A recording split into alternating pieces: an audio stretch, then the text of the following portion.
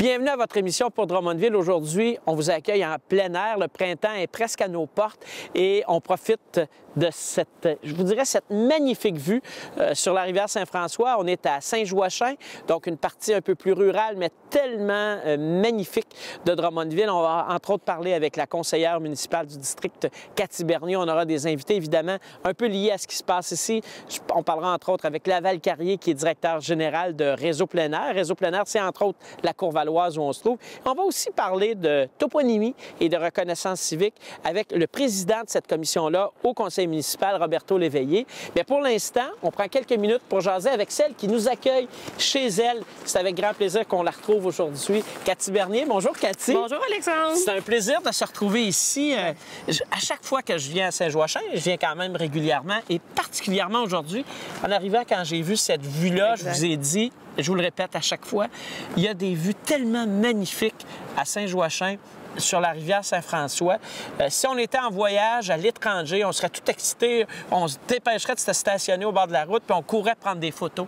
Mais quand c'est chez nous, je pense qu'on le remarque moins. Mais c'est magnifique chez vous. Bien, merci beaucoup. Puis vous êtes chez nous, chez vous. En fait, hein, on le sait, puis tous les citoyens de Drummondville aussi, d'ailleurs. On les invite, sont chez eux. Parce qu'on est ici à Drummondville depuis 2004, exact. Les fusions municipales. Vous avez le privilège de représenter ce secteur-ci, de même que le secteur qui est juste de l'autre côté, qui est au fond une grande partie de l'ancien Grand-Tam-Ouest, donc du boulevard René-Lévesque là, vers le nord jusqu'aux limites de Saint-Majorique. Alors, ça vous fait un grand district, un district qui est séparé par la rivière, donc vous vous promenez pas mal. Exactement, mais ça fait un plaisir parce que c'est tellement différent d'un côté comme de l'autre, donc on a un plaisir fou à pouvoir parcourir le secteur puis à découvrir ensemble. En 2017, vous complétez déjà votre premier mandat au conseil municipal. Comment vous vivez cette expérience-là? Écoutez, c'est tellement enrichissant, puis ça passe tellement vite. On croirait pas ça, mais 4 ans, c'est vite passé. Ça a été un mandat, je vous dirais, beaucoup d'apprentissage, de maîtrise des dossiers, maîtrise du savoir-faire, mais tellement plaisant, là, c'est incomparable. C'est des choses souvent qu'on pense pas qu'on pourrait acquérir à l'école, mais quand on l'acquiert comme ça, c'est gratifiant. Et donc, vous assumez différentes responsabilités. Avant d'en parler, je veux quand même que vous me parliez de Saint-Joachim parce que des fois, pour des gens de Drummondville, il y a quand même quelques kilomètres de Drummondville, parce qu'on est à Drummondville là, sur toute la distance, après le parc des Voltigeurs, pour ceux qui voudraient venir se promener. Qu'est-ce que les gens vont découvrir à Saint-Joachim s'ils viennent passer du temps ici? Bien, en fait, ce qu'il faut savoir, c'est qu'on n'est pas tellement loin, parce qu'à partir de l'autoroute 20, on est environ à 8 à 10 km.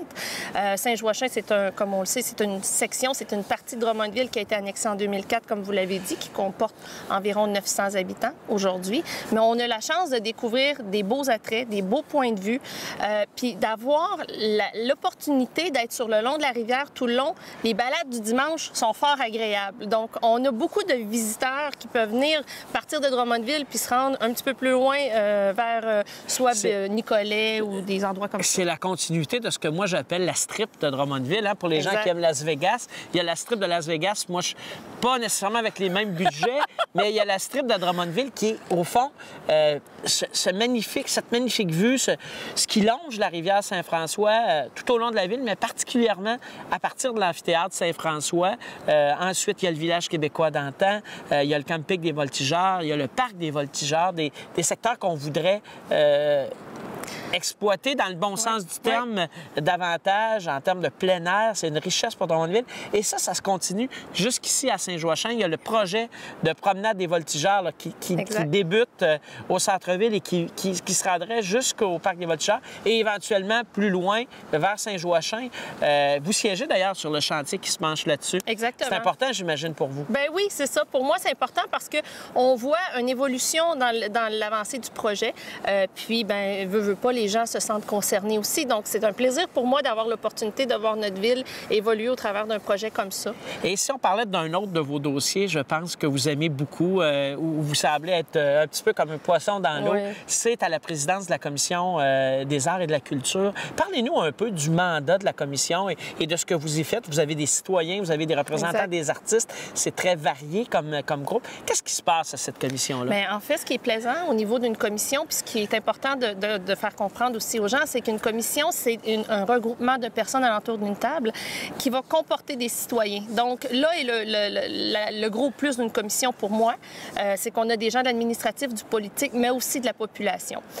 Les orientations, donc la commission est là pour donner des orientations à notre fonction publique sur les différents sujets que peuvent comporter une commission comme les arts et la culture. Donc, on parle de la politique culturelle de Drummondville qu'on doit remettre à jour bientôt cette année. Et donc, vous allez faire des recommandations au conseil municipal. Donc, le comité va se pencher sur ça et remettre des recommandations que le conseil pourra entériner ou à sa guise ou non. Drummondville soutient quand même de façon importante son monde culturel à la séance du conseil du 20 février. Il y a plusieurs subventions qui ont été confirmées. On dit souvent qu'on ne peut pas gérer les arts et la culture comme on gère le développement économique. Exact. Pour vous, là, et moi je suis convaincu de la réponse, mais pour vous, qu'est-ce que ça apporte à la Ville d'investir en culture, d'investir au niveau des arts, de soutenir ces artistes? Mais pour moi, personnellement, mais je pense qu'on se le partagera aussi, les arts et la culture dans une communauté, c'est un savoir-être, un savoir-faire et c'est un partage de connaissances. Donc, c'est important de soutenir nos organismes pour qu'ils permettent à notre population, oui, de se divertir, mais d'apprendre à se familiariser, comme on dit bien, avec les arts et la culture qui peuvent les entourer. Bien, écoutez, c'est fort intéressant. On aura l'occasion de rediscuter de tout ça, entre autres, la nouvelle bibliothèque qui s'en vient très bientôt. Oui. Pour l'instant, je vous invite à voir nos invités. On va parler un petit peu plus de ce qui se passe ici. On parlera aussi avec votre collègue Roberto Léveillé. Parfait. On parlait tout à l'heure de la Commission des arts et de la culture où siègent les citoyens avec vous comme président. Oui. Il y a une autre commission, il y a le comité consultatif d'urbanisme, mais il y a la commission de toponymie de reconnaissance civique dont on accueille maintenant le président Roberto Léveillé.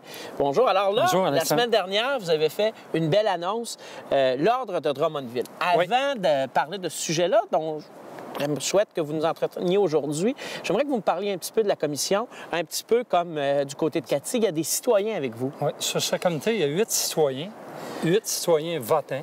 Il y a aussi 3 élus municipaux, nous sommes au nombre de 11.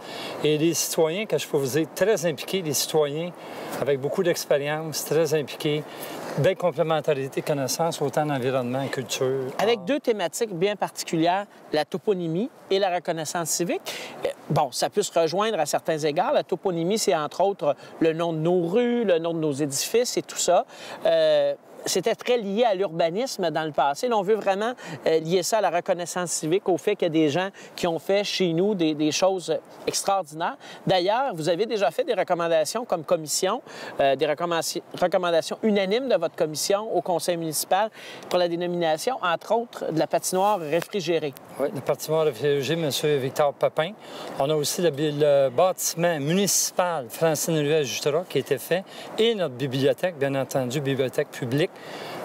Prochain bijou qu'on va avoir ici à Drummondville. Et tout ça, ça se retrouve dans le même secteur. Dans le même secteur. La patinoire Victor Pepin, il faut rappeler que M. Pepin est quelqu'un qui a été bien connu à Drummondville au début du 20e siècle. Plusieurs connaissent peut-être encore aujourd'hui son fils, Robert Bob Pepin, qui a 90 ans, grand du sport en 1984, qui a commencé à faire du sport sur la patinoire, la première patinoire de Drummondville en 1933, qui a été faite par son père et qui était située à peu près où se trouve la bibliothèque actuelle, d'où le nom de Victor Pepin. Et ça, je pense que Mme Bernier sera d'accord avec moi au conseil, quand on nous a expliqué ce choix, l'historique. Ouais. Ça allait de soi. Oui. Effectivement, l'emplacement de la patinoire, l'implication de ce monsieur-là, ça a été le premier à faire des sports organisés pour nos jeunes de penser activité physique, sport. Et il a été conseiller municipal un petit peu quelques années plus tard, autour de 1937. Alors évidemment, c'est quelqu'un de bien. C'est ce que vous voyez tous les deux. Bon, ceci dit, l'édifice qui contiendra la bibliothèque publique de Drummondville, la Société de généalogie, la Société d'histoire de Drummond et quelques services municipaux, ça, vous nous avez recommandé de l'appeler édifice Francine Ruel-Jutra. Donc, pour souligner le travail de Mme Ruel-Jutra comme mairesse pendant 26 ans, comme conseillère aussi pendant 4 ans, il faut se rappeler que le premier mandat de Mme Ruel-Jutra au conseil en 1983, ça a été le comité de la culture, un peu comme vous faites maintenant. Les arts de la culture. Elle était sur le comité de la bibliothèque pour le comité d'architecture de la bibliothèque actuelle. Oui, parce qu'au début du mandat, quand on a obtenu cette subvention-là, on a demandé à Mme Ruel-Jutra de représenter rassurer les citoyens parce qu'elle connaissait bien le projet. Donc, elle est évidemment fière de l'architecture de ce bâtiment-là. C'est une belle façon de souligner son travail. On lui associe beaucoup le développement économique. C'est un dossier qu'elle chapeaudait, puis qu'elle voulait bien terminer. Qui était important pour elle. Et donc, si on peut l'associer au développement économique, on peut l'associer aussi beaucoup au développement culturel. Maintenant, je vais du côté de la reconnaissance civique. La reconnaissance civique, comment dire merci à des gens qui se sont démarqués dans un événement ponctuel ou dans toute une carrière. C'est ce que prévoit l'Ordre de Drummondville. Effectivement, l'Ordre de Drummondville, il y a 2 niveaux. Et je vais vous les mettre simples. On a les membres de l'Ordre de Drummondville. Ce sont des gens qui ont été pendant une année donnée, qui ont fait des affaires, qui se sont démarqués, qui ont fait le rayonnement de la ville de Drummondville. C'est des gens qu'il faut qu'ils soient à Drummondville lors de la nomination. Donc, quelqu'un, par exemple, qui se distinguerait dans une discipline sportive, qui remporterait un championnat national, pourrait recevoir là, ce titre de membre de l'Ordre, qui est quelque chose de plus ponctuel. Oui, qui correspond dans les critères qu'on s'est mis, c'est qui était bon pendant l'année. Donc, il y a le membre et il y a l'officier. L'officier, on parle vraiment de la plus haute distinction. C'est des gens qui, non seulement ont été bons un an, ils étaient bons année après année. Et en plus, ces gens-là, ils ont fait rayonner Drummondville, mais pas juste à Drummondville, de façon régionale, nationale, voire provinciale, de tous les niveaux. C'est des gens qui ont été des fiertés drummondvilloises, des gens qui ont fait connaître, mais qui ont fait avancer et rayonner Drummondville. Ce sera notre façon, au nom de toute la population, de leur dire merci, parce qu'il y a plusieurs organismes qui soulignent, qui honorent des gens, mais il n'y a pas d'organisme qui représente plus de 75 000 personnes. Et c'est ce que la Ville va faire. Il y a un beau logo qui a été créé. Oui. Donc, je pense qu'on peut le voir à l'écran, qui vient un peu reprendre le D de Drummondville, qui veut aussi dire distinction, les lauriers de la victoire. Il y a quelque chose de fort intéressant. Et la médaille, ou du moins le signe qui viendra consacrer les officiers de l'Ordre, on y retrouve le seul qu'on pourra introniser à titre posthume, parce que ce sont des mérites qui seront vraiment des mérites accordés aux gens de leur vivant. Le seul mérite posthume, c'est à Frédéric Georges Hériotte, notre fondateur, il y a près de 202 ans maintenant, qui serait probablement très fier de ce qui est devenu Drummondville. Donc, c'est aussi lui qu'on retrouve là sur... C'est lui qui va marquer cette partie-là posthume. Et la différence qu'il va y avoir aussi entre membre de l'Ordre et officier de l'Ordre, un officier de l'Ordre n'est pas obligé, au moment de sa nomination, d'être de Drummondville. Mais du côté des membres, il faut savoir que ce sont les citoyens, les citoyennes qui peuvent déposer des candidatures et qui doivent déposer des candidatures. Comment on fait pour déposer une candidature? Maintenant, au moment même qu'on se passe sur le site de la Ville de Drummondville, drummondville.ca, vous avez quelqu'un de votre entourage qui a fait de quoi d'extraordinaire, de quoi de bien à l'année, qui a marqué Drummondville. En économie, en éducation, en sport, au niveau des arts, en loisirs, en communautaire. En tourisme. Vous donnez son nom, vous allez voir sur le site, il y a un formulaire qui est tout bien établi, bien clair. Et le but, c'est important. Ces gens-là, on l'a dit tantôt, M. Cusson, on veut souligner Drummondville. On parle souvent de capital humain de nos gens qui l'habitent. Fait que ces gens-là, on veut les reconnaître. Et je tiens à souligner en terminant que c'est la commission qui traite tout ça.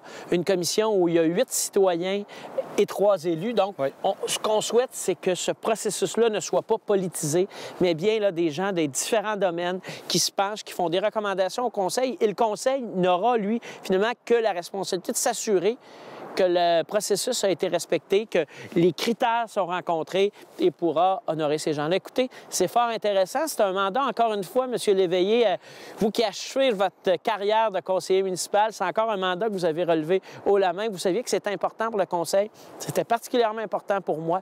Merci beaucoup de ce travail fort intéressant et qui sait, peut-être qu'un jour, on vous retrouvera sur l'Ordre de Drummondville. Merci beaucoup, M. Léveillé.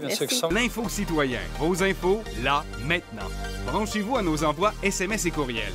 Pour tout savoir des opérations de déneigement, mesures d'urgence et entraves qui peuvent devenir des inconvénients dans votre quotidien. Abonnez-vous à l'Info citoyen en 2 minutes au drummondville.ca. Simple et rapide pour vous abonner. Vos SMS et courriels personnalisés en fonction de votre adresse de résidence. Détails au drummondville.ca. Dans les fonctions d'un conseiller municipal, il y a l'occasion de représenter la ville sur différents conseils d'administration pour faire le lien entre l'administration municipale, tant l'administrative que le politique, et l'association. Madame Bernier, vous avez le plaisir de siéger sur le conseil d'administration de Réseau Plein Air. Oui, exactement. C'est une implication, je pense, que vous aimez beaucoup. C'est beaucoup implanté du côté de Saint-Joachim aussi. Exact. Pour en parler, on rencontre le directeur général de Réseau Plein Air, Laval-Carrier. Laval, écoutez, vous nous recevez, on l'a dit, mais on le répétera jamais assez, là, dans un site enchanteur, la Cour-Valoise. On va en parler. On est au dernier jour de la Cour-Valoise. On va parler d'arbre en arbre. Mais je voudrais d'abord que vous nous parliez de Réseau Plein Air. J'aurais le goût de vous dire, on est dehors. Qu'est-ce que ça mange en hiver, Réseau Plein Air? Bien, il faut dire que le conseil d'administration gère 2 organismes à but non lucratif. Réseau Plein Air Drummond, qui est connu pour les pistes cyclables, pour la route verte, pour le transport actif, et Parc Aventure Drummond, qui s'occupe des opérations de la Cour-Valoise l'hiver et d'arbre en arbre l'été.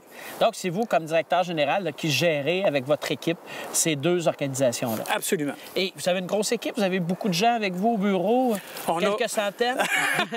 On a 3 permanents à Réseau Plein Air et 3 permanents là, à Parc Aventure là, pour opérer là, à la fois l'hiver et l'été. Et donc ici, on est à la Cour-Valoise, mais on est à côté d'Arbre en arbre. On est en pleine semaine de relâche, là. C'est presque la fin déjà. Absolument. La semaine de relâche, c'est toujours la semaine la plus occupée de la saison. Une saison qui a été merveilleuse. Oui, parce que c'est une saison record pour vous. Absolument. On est très contents, malgré le fait que ça a commencé seulement le 14 janvier. Si on prend les 6 dernières semaines, ce sont les 6 meilleures semaines des 5 dernières années. C'est quoi le facteur de succès pour vous? C'est-tu la quantité de neige, la température, pas trop chaud, pas trop froid? C'est quoi votre facteur de succès? Au départ, il faut qu'il fasse froid au mois de novembre pour pouvoir ouvrir en décembre. Écoutez, je suis pas certain que tout le monde qui nous écoute va être d'accord avec vous. Là. Mais bon, disons. Disons, pour faire les couloirs de glisse, l'idéal, c'est qu'il fasse froid en novembre, décembre, début décembre, pour qu'on ouvre à Noël. Et ensuite de ça, c'est le beau temps. Les gens viennent les fins de semaine parce que la saison est tellement courte. Donc, à ce moment-là, les fins de semaine, les familles sortent dehors. Le week-end du 18-19, il y a une dizaine de jours, il a fait très beau. Vous devez avoir eu pas mal de monde. Absolument. On a eu au-dessus de 300 personnes. C'était une journée, là, plaisir d'hiver. Oui, en plus. Dans l'après-midi, la raquette était gratuite. Est-ce que la conseillère du coin est venue glisser? Absolument. La conseillère est venue faire de la raquette. Ah, de la raquette. C'est bon, parce que faut pas... La glisse, j'ai eu l'occasion de la pratiquer à l'avance, moi. C'est bon, ça. On exploite. Et donc, là, la saison se termine. Et d'arbre en arbre, c'est bientôt? D'arbre en arbre, ça débute début mai, pour une période jusqu'à la fin octobre. Donc, à peu près 6 mois, 27 semaines d'activité. Et ça, c'est pas qu'à Drummondville qu'on retrouve ce type de site, mais on a quand même un des sites qui va bien au Québec. Absolument. Quand on a débuté en 2007, il y avait quelques sites au Québec. Maintenant, il y en a une trentaine. Mais depuis 10 ans d'opération, on a reçu 145 000 personnes. C'est du monde à Saint-Joachim, ça. Du monde. Et puis, il faut dire qu'on a des gens qui sont toujours soucieux d'offrir davantage année après année. Donc, on essaie toujours d'en donner un petit plus aux gens, aux visiteurs qui viennent ici à Arbre en arbre l'été. Absolument. Il y a sûrement des défis importants parce que vous avez 2 activités qui dépendent beaucoup de la température de ce côté-là. Comment on peut se prémunir contre ça? Parce que c'est toujours un risque pour ce type d'organisation-là. C'est difficile. L'avantage que l'on a d'arbre en arbre, c'est quand il pleut, les gens sont sous les arbres. Donc, ils ont moins d'impact, ça a moins d'impact sur eux. Mais la plus grosse difficulté, le plus gros défi, c'est de se renouveler. En tourisme, on est condamné à se renouveler. C'est de trouver de nouvelles activités pour faire en sorte que les gens reviennent. Et là-dessus, je pense que Réseau Plein Air, Parc Aventure Drummond est quand même d'avant-garde, des idées. On souhaite d'ailleurs vous impliquer dans les projets liés à la forêt Drummond. Le tourisme, c'est important. Drummondville, on veut encore aller plus loin. On a des défis à relever à ce niveau-là. On parle beaucoup, j'en parlais un peu plus tôt dans l'émission, avec la conseillère du coin, de toute cette strip Saint-François, comme j'aime l'appeler. pour vous, là, c'est riche, ça, au niveau touristique, ce couloir-là de la Saint-François? Bien, vous avez parlé tantôt de Las Vegas. Ici, là, c'est Hollywood. OK. C'est le décor d'Hollywood. Les gens qui viennent de l'extérieur et qui sont sur le bord de la rivière n'en reviennent pas. Donc, c'est extraordinaire. Et c'est important ici. C'est à l'extérieur. Les gens ils viennent ici et ils se sentent sur une autre planète. Donc, c'est vraiment là, un endroit à visiter. Est-ce que vous accueillez des groupes scolaires? Oui, absolument. Tout au long de l'année, à la fois à la Courvalloise et à d'Arbre-en-Arbre, le scolaire est vraiment une partie importante là, de la clientèle, allant jusqu'à 33 là, à la Courvalloise. Et j'espère que nos écoles, chez nous, dans notre MRC, viennent ici. C'est un défi, ça? Oh oui, c'est un défi, oui. D'ailleurs, on essaie de faire... C'est toujours mieux quand c'est plus loin. Tout à fait. C'est on a ça des qui est bijoux, malheureux. mais on a des bijoux chez nous.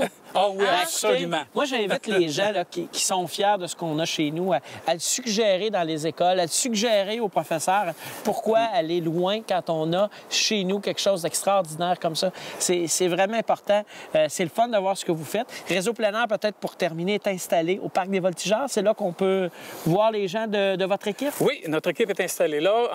Ensuite, on peut dire que c'est André Béliveau là, qui est le président du conseil d'administration depuis des années. Oui, j'allais dire c'est un président en vie, André Béliveau.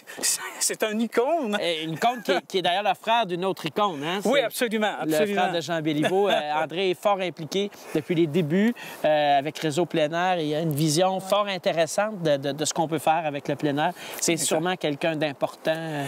Très important au niveau de la présidence et le travail de tout le monde, comme le travail de Cathy, qu'on apprécie beaucoup au sein de notre conseil d'administration. Donc, c'est important l'implication de tout le monde au sein du conseil. Bien, écoutez, bravo à tous les deux pour ce joyau qui est chez nous à Drummondville et qu'on gagne à connaître. Merci beaucoup. Bonne fin de saison et puis merci. On se revoit peut-être à d'Arbre-en-Arbre. Sûrement. Excellent.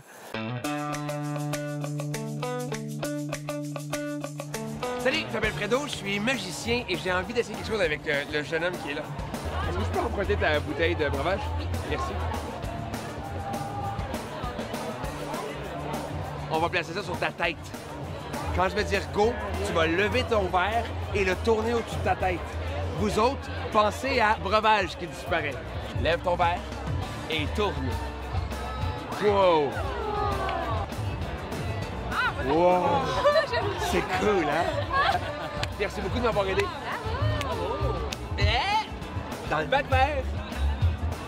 Vous voulez savoir le truc? Regardez ça.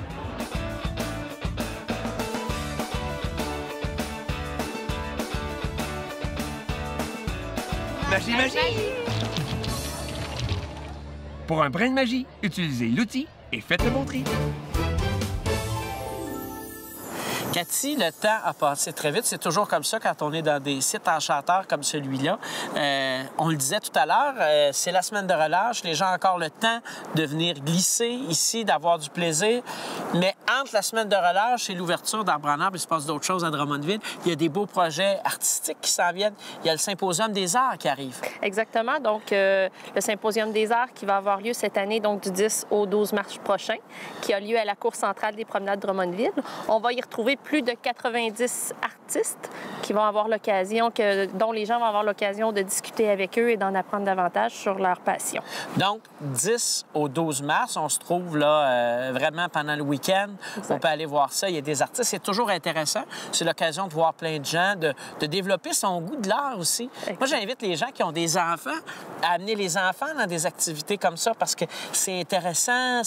Et on rencontre les artistes. Ce sont des artistes de chez nous. Oui. On ne sait pas, il y a peut-être des gens qui vont acheter un Picasso. Exact, hein? Quelque chose qui, un jour, à des prix fort intéressants. Donc ça, c'est le Symposium des arts. Il y aura aussi, au cours du mois de mars, c'est pas une activité où le public est invité, mais la Ville va souligner d'une façon particulière ces jeunes artistes. Exactement. Et ça, justement, ça fait partie du département des arts et de la culture. Dans la politique culturelle. Dans la politique culturelle. Donc, on souligne la pratique artistique des jeunes, donc des jeunes virtuoses dans leur pratique artistique. Donc, on souligne leur apport en leur remettant des bourses à ces gens-là. Et c'est des bourses quand même assez importantes en termes de valeur. Oui, on parle des bourses qui peuvent aller de 250 à 3 000 $ pour la bourse tremplin. Et la bourse tremplin, ça, c'est une bourse qui est remise à quelqu'un quelqu'un qui est vraiment, là, je vous dirais, à la jonction de sa carrière amateur et professionnelle. Exactement. Donc, on est sur la ligne là, entre les deux. C'est une personne qui a un niveau exceptionnel, donc au niveau de l'exercice de sa prestation artistique. Et vous, est-ce que vous allez, à ce moment-là, nous faire un petit récital, de jouer d'un instrument? Je vais me permettre de vous d'accueillir et de contempler ces jeunes artistes. Ça sera un plaisir. Et à chaque fois qu'on les entend, qu'on les écoute, on est impressionné de voir tant de talent chez nous. Il y a quelques semaines, il y a un jeune de Drummondville qui gagnait le premier prix de toute catégorie dans un concours du Conservatoire de Trois-Rivières. Exact. Donc, un jeune issu d'une famille très impliquée dans le domaine de la musique, Félix. Donc, c'est vraiment intéressant là, de voir. Et je pense que l'appui que la Ville donne à ses artistes est important. Il y a d'autres événements pendant l'année. Celui-là est important. Et il y a, du côté des sports, un programme semblable là, pour venir soutenir nos jeunes. Exactement. Donc, dans toutes les sphères d'activité, on a la chance chez nous d'avoir des gens de talent. Donc, je pense qu'en tant que citoyen, on a le devoir aussi de les encourager en participant aux différentes activités où on a l'occasion de pouvoir les contempler. Et donc, c'est intéressant. Puis peut-être qu'un jour, ces gens-là seront dans l'ordre de Drummondville. On en a parlé Exact. avec notre collègue Roberto Léveillé. Aujourd'hui, d'ailleurs, on parlait de toponymie. On avait tellement de choses à discuter Oui. avec notre collègue. On aurait pu parler aussi de l'avenue des Frères de la Charité, que le Conseil, lors de sa séance du 20 février dernier, on a modifié, en fait, l'appellation de l'avenue des Frères, Oui. là, qui entre l'école Jeanne-Mance, l'hôpital Sainte-Croix et le collège Saint-Bernard, pour souligner 111 ans de présence des Une Frères de la belle Charité reconnaissance. à Drummondville. Les frères qui, le 20 février dernier, ont quitté Drummondville pour de bon. Les deux derniers religieux, dont le frère Léo Deschenaux, qui était bien connu. Donc, on s'est dit que, finalement, si on souhaitait que les gens se rappellent dans l'histoire que l'avenue des Frères, c'était pour souligner l'implication fort importante de cette communauté religieuse-là à Drummondville en éducation depuis 1906. Et non les deux frères. Exact. Il fallait évidemment donner un nom plus significatif. Alors, ça a été fait dans le cadre de la séance du Conseil. Écoutez, je vous remercie beaucoup. Ça a été fort intéressant. Je vous remercie d'avoir été là. J'en profite, on n'a pas toujours l'occasion de le faire, mais je voudrais remercier les gens qui collaborent à la production, à la réalisation de cette émission-là. Je pense à Siona Collard du service des communications de la Ville de Drummondville, Mathieu Audet, mon directeur de cabinet, et celui grâce à qui on est toujours plus beau, toujours moins gros, toujours plus grand, Kevin Perraudot, qui est de Graphixel et qui est là, qui filme, qui produit, qui fait le montage. Alors, merci beaucoup à toute cette équipe extraordinaire. Je vous souhaite une très belle semaine. On se retrouve dans quelques semaines. Au plaisir.